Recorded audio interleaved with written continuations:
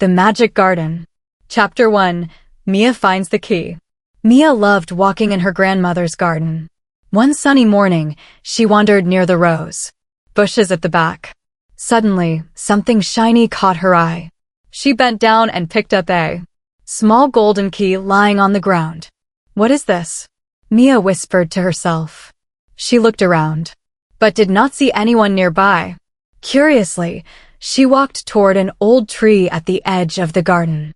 To her surprise, at the base of the tree, there was a tiny door, just the right size for the key she had found. Her heart beat fast. Carefully, she put the key in the lock and turned it. The door creaked, opened slowly, revealing a faint, warm light inside. Mia could not resist. She stepped forward with Milo, her small cat, close behind her. The adventure had begun. Chapter 2. The Secret Garden. Mia stepped through the tiny door and gasped. She had never seen anything like it. The garden was enormous, filled with glowing flowers in shades of blue, pink, and gold. Sparkling butterflies flew in every direction, and the air smelled sweet, like honey and fresh rain. Mia walked slowly, touching the petals carefully. "This must be a magical garden," she said, amazed. Milo meowed happily as he chased a glowing butterfly. Everywhere she looked, the garden seemed alive. Trees whispered in the wind, and the sunlight sparkled on the leaves. She wandered deeper, curious to see what else the garden might hold. Every step made her heart beat faster with excitement. Chapter 3. Talking Animals. While exploring, Mia heard a soft voice. "Hello. Who are you?" Mia turned and saw a rabbit wearing a tiny hat. The rabbit's eyes twinkled as it spoke. "I am Benny," said the rabbit. "Welcome to the Magic Garden. My job is to guide new visitors." You can talk?" Mia asked, surprised. "Yes," Benny said with a smile.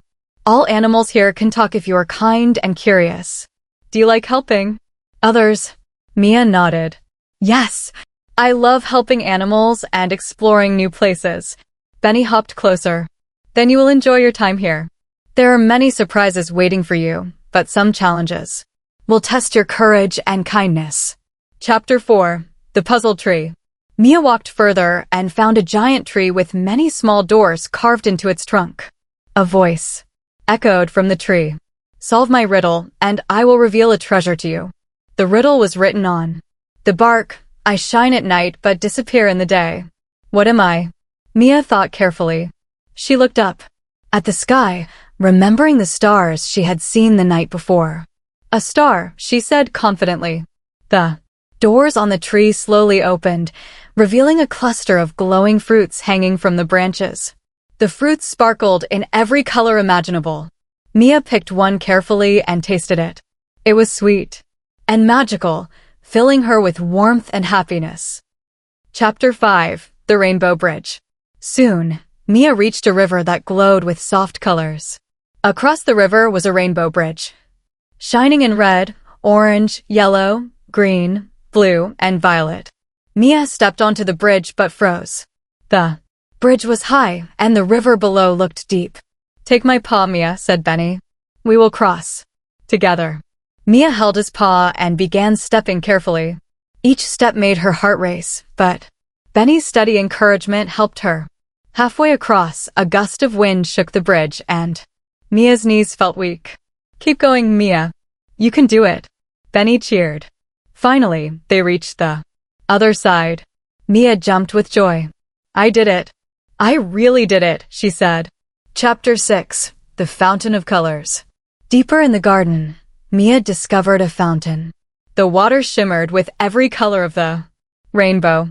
When she touched it, the colors danced around her hands and made her laugh with happiness. She noticed that each color seemed to make her feel something different. Blue made her feel calm, pink made her feel happy, and gold made her feel brave.